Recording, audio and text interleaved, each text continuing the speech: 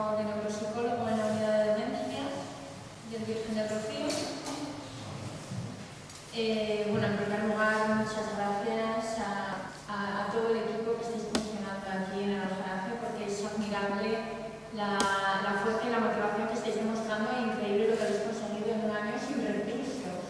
Que eso es lo que realmente tiene mérito, ¿no? Pues prácticamente sin un duro, todo lo que habéis puesto en marcha en un año, sin saber, porque al principio ni siquiera sabíais qué puertas había que tocar y no os decidíais ante nada. Y realmente, pues esto demuestra que a veces la motivación y el interés por hacer cosas y por aportar soluciones, pues además, en varios pequeños organizados suelen hacer mejores cosas que en grandes lugares con muchos recursos y poco interés.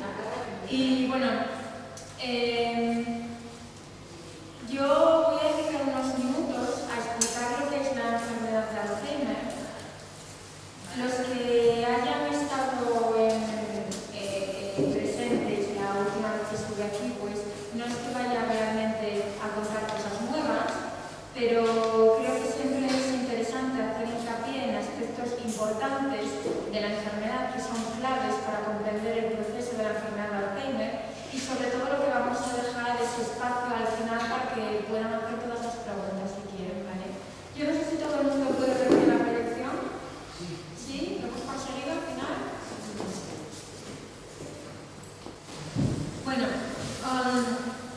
lo primero de todo es aclarar un aspecto que me parece importante, porque muchas veces los familiares preguntáis en la consulta de trastornos cognitivos, bueno, pero mi familiar que tiene una demencia senil o tiene un Alzheimer. Y esto es lo mismo. O sea, las demencias son toda una familia de enfermedades. Es, por ejemplo, como el cáncer. Y el cáncer puede ser de estómago, puede ser de mama, puede ser de ovarios, puede ser de muchas cosas. Pues las demencias igual. Lo de demencia senil o demencia, que es lo mismo, es un término genérico para abarcar una serie de enfermedades degenerativas. Entonces, la enfermedad de Alzheimer es un tipo de demencia, la más frecuente, pero no es la única. Entonces, dentro de las demencias, nosotros en la unidad vemos a muchos pacientes con Alzheimer, que son la mayoría, pero vemos otro grupo de pacientes que también tienen demencias, pero no tienen enfermedad de Alzheimer. Tienen, por ejemplo, una demencia con cuerpos de Lewy, o una demencia frontal, o otros tipos de demencia. Sí es verdad que la enfermedad de Alzheimer es muy importante porque es muy prevalente. Hay muchísima gente en el planeta que tiene enfermedad de Alzheimer. Gente mayor, pero también gente joven. Nosotros tenemos pacientes en las consultas que tienen 49, 53 años, y a esa edad empiezan también con la enfermedad de Alzheimer. O sea que podríamos decir que la enfermedad de Alzheimer es un problema de salud pública mundial, es una epidemia en los países desarrollados. Y es una enfermedad del cerebro. No es una enfermedad que se desarrolle en otro punto del cuerpo, que tenga que ver con otros aspectos de la salud. Es una enfermedad que deteriora el cerebro, que por una serie de procesos patológicos el cerebro comienza a estropearse y a funcionar incorrectamente. El cerebro rige todo lo que nosotros somos, no solamente el movimiento, no solamente la capacidad para funcionar desde el punto de vista motor, sino que nuestro estado de ánimo, nuestra personalidad, los recuerdos que tenemos, todo lo que nosotros somos está regido por el cerebro. Entonces, cuando determinadas áreas del cerebro se dañan, nosotros cambiamos. Cambia nuestro estado de ánimo, cambia nuestra personalidad, cambian nuestros recuerdos. Y esto es lo que ocurre en la enfermedad de Alzheimer. Es una enfermedad del cerebro que deteriora la función cerebral y que, por tanto, modifica cómo pensamos, cómo nos comportamos y cómo sentimos. Y el rasgo fundamental del Alzheimer, y por lo que todo el mundo conoce esta enfermedad, es por la pérdida de memoria. Ese es el síntoma más importante de la enfermedad. Y todos estos puntos, que no sé si todos los podéis ver, pues son muy frecuentes, estaréis muy familiarizados con ellos. Yo no sé si alguien quiere comentar cómo empezó su experiencia, qué fue lo primero que empezasteis a notar con vuestro familiar. ¿Alguien quiere comentarlo? ¿No? Yo todo esto porque mi madre se empezó.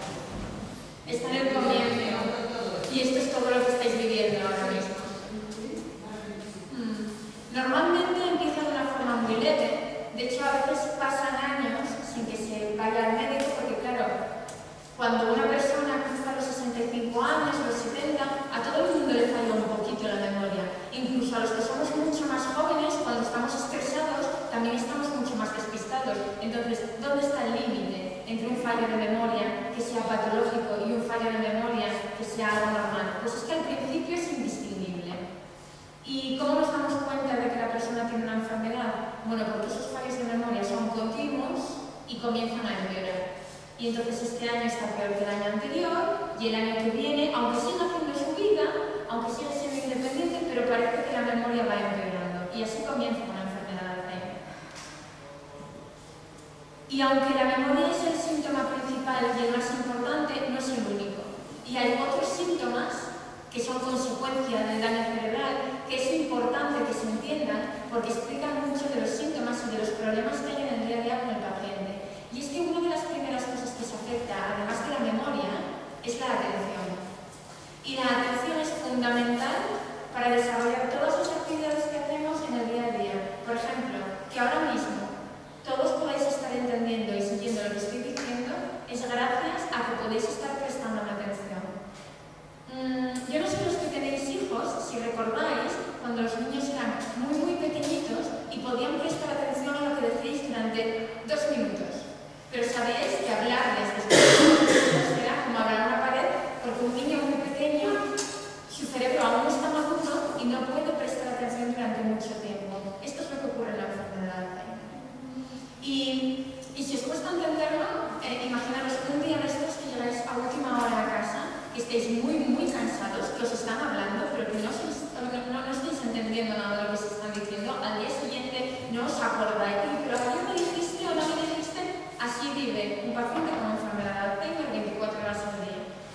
Entonces, por un lado, ¿les falla la memoria? Sí, claro, pero por otro lado es que además de la poca información que reciben, pues es que reciben la mitad de lo que sería esperable, porque no pueden poner atención a la otra parte. Y esto es importante entenderlo, sobre todo a la hora de comunicarnos, porque muchas veces en la consulta os quejáis de que el paciente es que no pone atención. Y tenéis razón, no pone atención, pero es porque no puede, no porque no tenga voluntad. Y aparte de la memoria y de la atención, hay otra función cerebral que nosotros en neuropsicología llamamos función ejecutiva y que es la capacidad para organizarnos y resolver problemas. Aquí pongo la imagen de un puzzle porque para que comprendáis las funciones cerebrales que necesitan ser activadas para organizar un puzzle, eso es una ejecutiva. La función cerebral que necesita ser activada para hacer maleta, para irse de viaje, eso es función ejecutiva. Entonces, seguramente que muchos de vosotros habéis visto, por ejemplo, en las mujeres, que siempre grandes cocinas, que han organizado siempre su casa de un modo fenomenal, que a las 12 de la mañana tienen la compra hecha, la comida preparada, la casa limpia, y ahora son incapaces de hacer en 4 horas lo que antes hacían en 1, porque no son capaces de organizarse, porque ya no saben si esto va primero, si esto va después, ya no saben cuánto tiempo es razonable dedicarle a una tarea. Todo este problema es función ejecutiva, no es memoria, no es atención, es función ejecutiva. Y estos 3 síntomas cognitivos son lo que complican mucho la vida de un paciente con enfermedad de Alzheimer en los estadios iniciales y moderados. Y la anosognosia, que es el término científico que nosotros utilizamos, puede estar frecuentemente presente desde el inicio de la enfermedad y es esta situación que veis en la niña. Y el paciente no es consciente de lo que le está ocurriendo. No es que lo niegue, es que de verdad que no es consciente. Porque, y este es un síntoma de la enfermedad, no es una estrategia defensiva del paciente porque es incapaz de afrontar lo que le está ocurriendo y entonces hace una negación. No tiene nada que ver con eso, no es ningún mecanismo psicológico. Es que la parte del cerebro que controla la autoconciencia, o sea, la capacidad crítica hacia nosotros mismos, esa parte del cerebro se daña irreversiblemente y la persona pierde conciencia de enfermedad. No se da cuenta de que le falla la memoria, ni se da cuenta de que le falla la atención, pero de verdad no se da cuenta. Y este es síntoma de la enfermedad. Y es un síntoma que tiene un nombre, y se llama anosognosia. Esto porque es muy importante entenderlo, para entender que no hay que pelearse con el paciente. Que de verdad el paciente no está ganando y que por mucho que le insistamos y le expliquemos, es como hablar con una piedra, porque realmente no le puedes entender a una persona que está incapacitada para comprender su propio déficit, que está teniendo un déficit. Entonces, ¿qué conseguimos cuando discutimos con el paciente? Que el paciente sienta que lo estamos hablando como un loco. Porque a él no le falla la memoria. Él es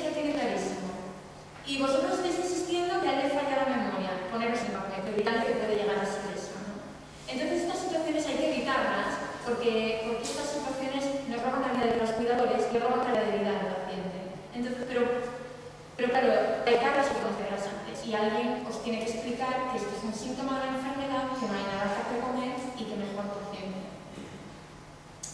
Y además de todos los cambios cognitivos, intelectuales, con el deterioro del cerebro, hay cambios emocionales.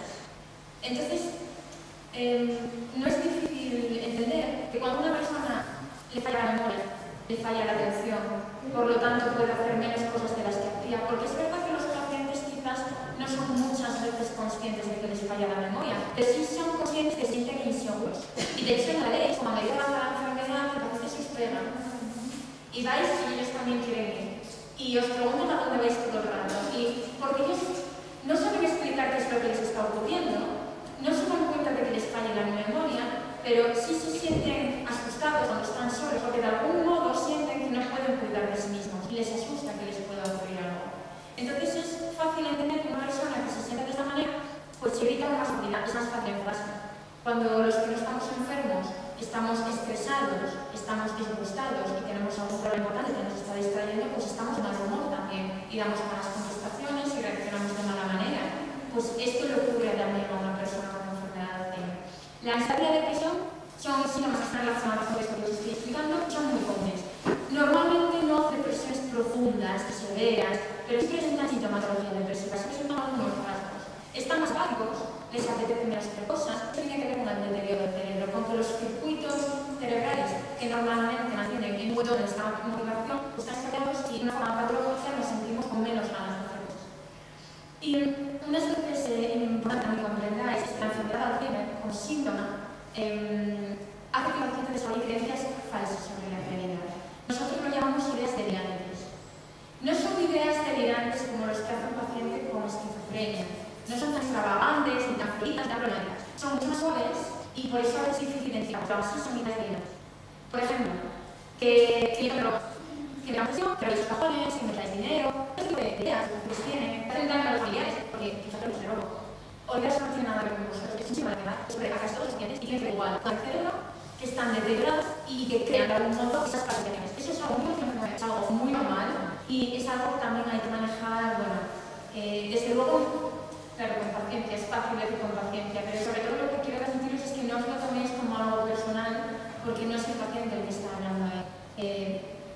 El paciente está viviendo esa realidad de esa manera, pero no tiene nada que ver con vosotros, ni con cómo lo estáis contaminando, ni con ningún efecto. Esa es la enfermedad, es un síntoma más, ¿de acuerdo? Los tratamientos. Bueno, pues ya sabéis que en la actualidad no hay ningún tratamiento efectivo para curar ni para aliviar la enfermedad de Alzheimer. Lo que se administra, los fármacos que están aprobados actualmente son los epicolines clásicos, que es lo que están tomando todos vuestros familiares. Lo que hace es ralentizar la enfermedad, sobre todo en los estadios leves y algunos moderados, pero hoy por hoy no tenemos nada disponible, efectivo, ningún fármaco. La estimulación cognitiva, supongo que la mayoría de vosotros estáis familiarizados y sabéis que son ejercicios que van dirigidos a mantener el mejor tono posible en las funciones cognitivas, a mantener la memoria activa el mayor tiempo posible, la atención activa, el cálculo, la escritura. Y directamente sobre la enfermedad, este es el abordaje que tenemos hoy por hoy. Pero esto es lo que hay aquí, lo que hay en Hong Kong, lo que hay en Canadá y lo que hay en todas partes. Y algunas líneas generales de cómo actuar con el paciente, aparte de las dosis ingentes de paciencia, es importante que al paciente se le digan las cosas de una en una. Aún así, no esperéis que vaya a recordar todo lo que le estáis diciendo.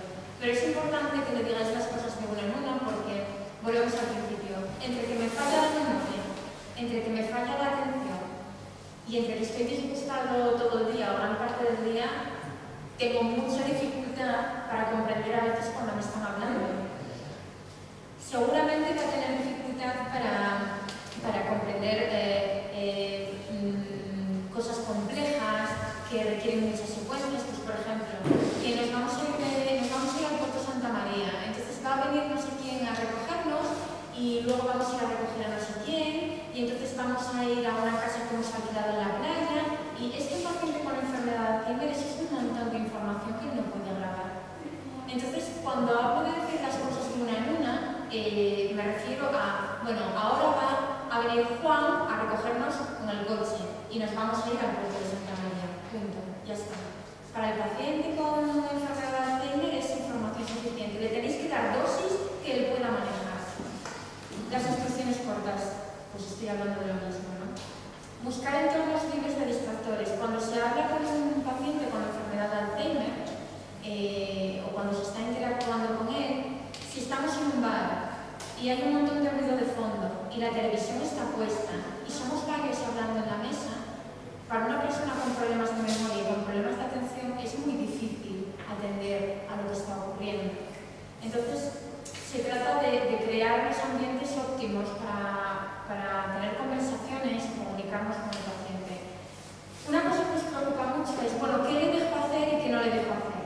Porque a veces cuando os dan el diagnóstico de la enfermedad os asustáis mucho y entonces hacéis un despliegue de medidas de protección que son perfectamente comprensibles, pero entonces el paciente se enfada porque de pronto le quitáis el coche y además no lo dejáis salir solo a la calle y es que ni le dais dinero para ir a por el pan. Y entonces, claro, pasar de tener una vida independiente a que hoy estoy independiente, mañana voy al médico, pasado mañana me dan el informe y la semana que viene ya no me dejan hacer nada de lo que estaba haciendo la semana anterior. Hombre, pues tampoco es eso. Los pacientes durante el estadio leve, que puede durar muchos años, pueden hacer muchas cosas, como seguramente ya lo estáis viendo muchos de vosotros. Entonces yo siempre digo que al paciente hay que dejarle hacer todo lo que pueda hacer, siempre que no entrañe peligro. Por ejemplo, no pueden conducir. No pueden conducir porque se pueden matar ellos y pueden matar a otra persona. Entonces conducir no pueden, pero sí pueden, por ejemplo, cocinar. Hombre, cuidado que no sean cocinas de gas en las que pueda haber un accidente, pero si hay vitrocerámica, bueno, que a las lentejas se le empiezan a echar ingredientes raros. Bueno, pero seguro que ya están muy contentas cocinando todavía.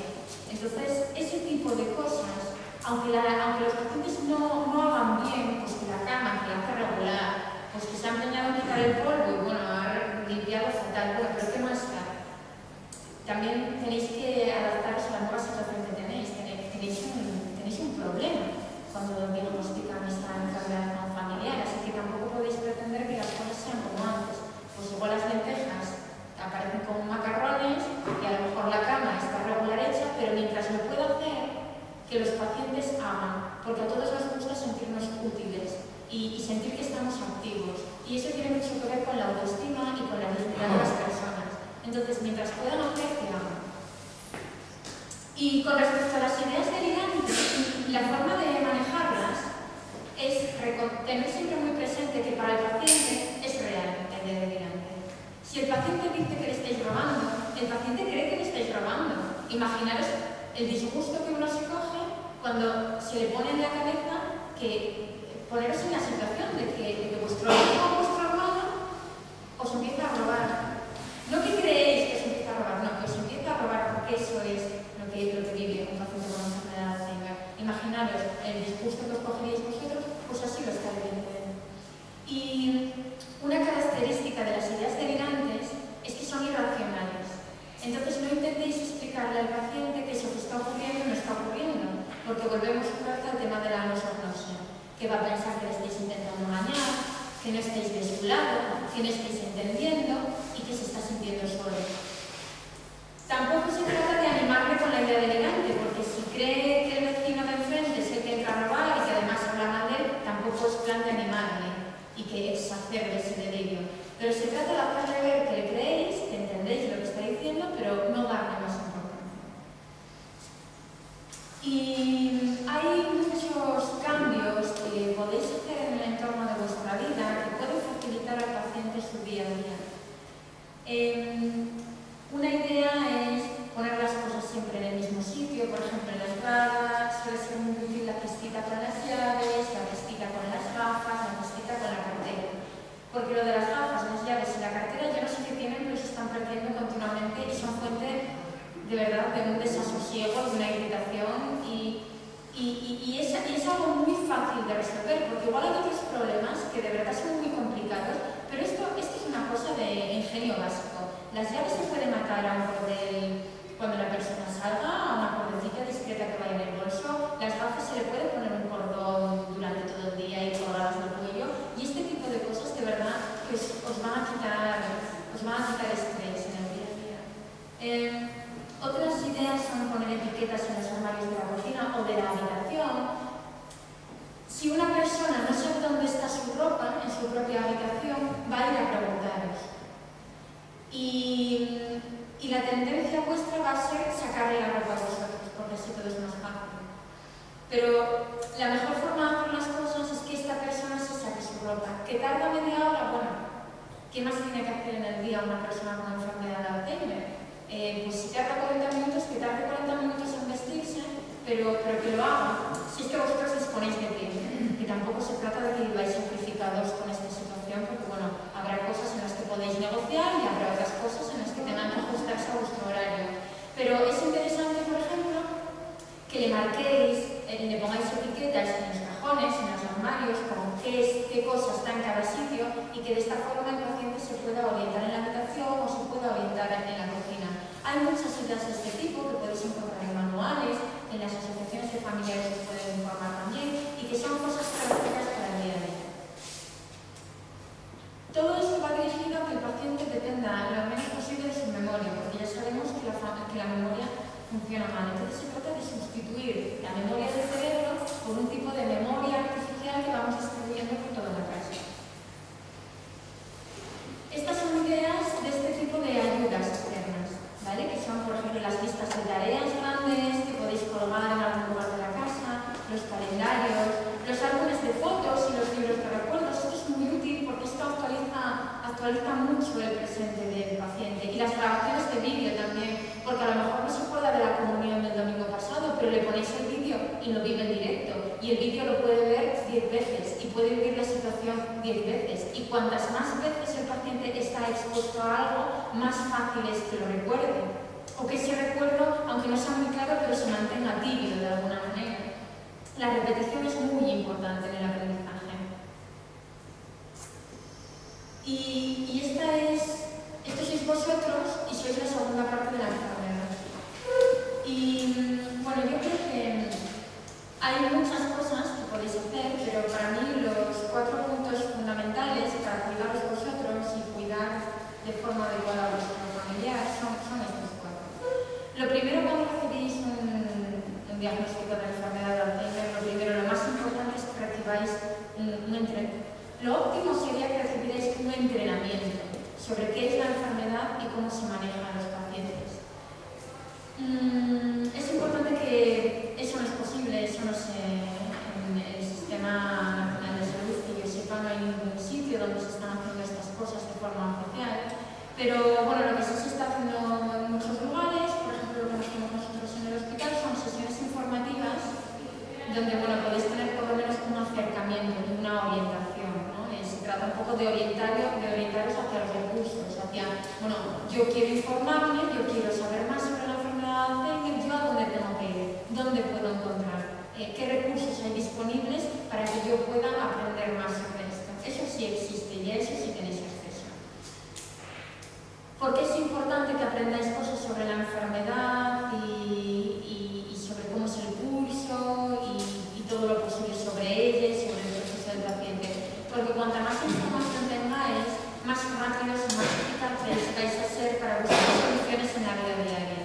Porque nadie va a venir a casa a ayudaros con este problema. De hecho, seguramente que todos sois ya muy conscientes de lo limitados que son los recursos en la atención a este tipo de pacientes.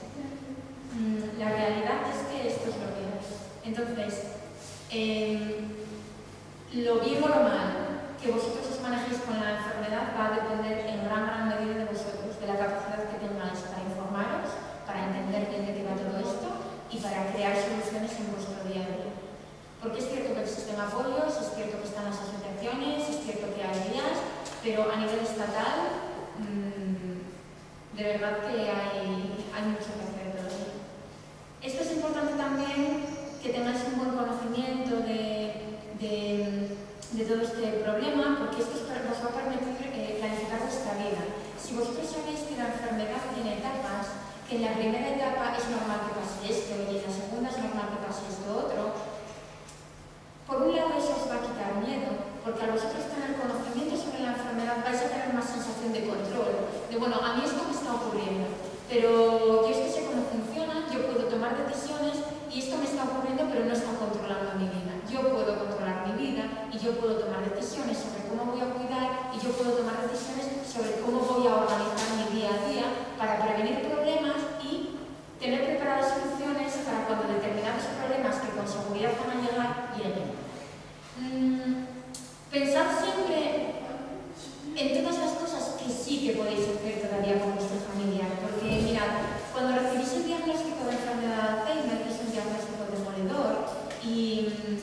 y es algo que os produce mucho pánico y mucho malestar y mucho shock, pero lo que tenéis que pensar cuando pasen estos primeros días de disgusto grande es que vuestro familiar es el mismo que era hace 2 semanas. No os están diciendo que se va a morir en 1 semana. No, tiene una enfermedad que es verdad que es degenerativa, que es verdad que es progresiva, pero es lenta. Un paciente con una enfermedad Alzheimer leve puede estar en un estadio leve durante años, 4 años, 5 años, y luego entra en una fase moderada, que puede durar todavía un montón de tiempo.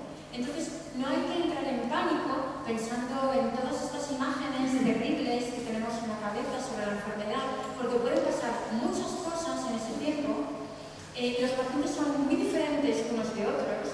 Hay pacientes que realmente hacen una enfermedad muy buena en términos de conducta, en términos de que son pacientes que están muy tranquilos durante la enfermedad, que no dan mayores problemas, y en lo que vosotros tenéis que pensar es que vais a estar en ese grupo. Porque no ganáis nada pensando lo contrario, no ganáis nada pensando en todos los problemas que puede haber, en todo lo que se puede sufrir, porque, eso puede ocurrir o no. Muchas veces no ocurre. Muchas veces los pacientes tienen un tránsito por la enfermedad muy aceptable, sin complicaciones, y vosotros lo lleváis mejor de lo que pensabais. Entonces hay que pensar siempre que la cosa se va a llevar de la mejor manera posible. Y hay que pensar siempre que un paciente con una enfermedad Alzheimer leve puede hacer muchísimas más cosas que las que no puede hacer. Muchísimas, porque un paciente con una enfermedad Alzheimer leve puede hacer prácticamente casi todo lo que lleva haciendo hasta el momento.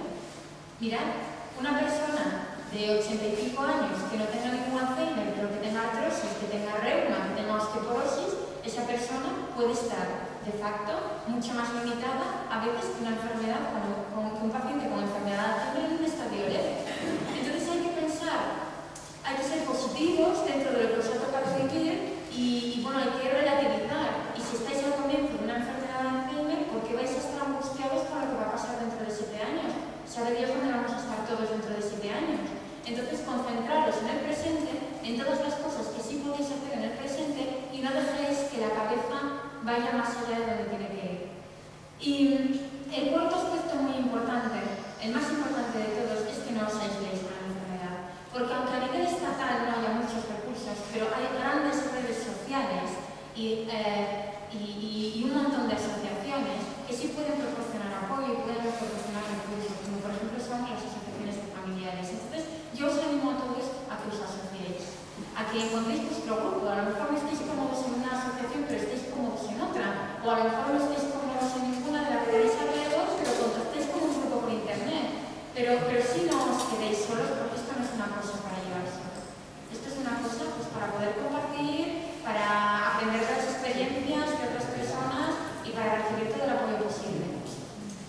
Y mi mensaje final es este, que hay mucha vida después de la Alzheimer, que penséis que cuando vosotros vais al médico ya habéis estado viviendo con una persona con Alzheimer, que el Alzheimer es eso, que vosotros no vais al médico y al día siguiente de que nosotros os demos el informe, de pronto vuestro familiar va a estar completamente desorientado y va a ser todo terrible, ¿no? Las cosas van a ser como habéis visto que estaban siendo, lo que pasa es que cada vez irá avanzando, pero irá avanzando lentamente, y si vosotros mantenéis la calma, os va a dar tiempo a ir adaptándoos a todos los cambios, especialmente si tenéis información y tenéis sensación de control de la situación y podéis ir tomando medidas adecuadas en el momento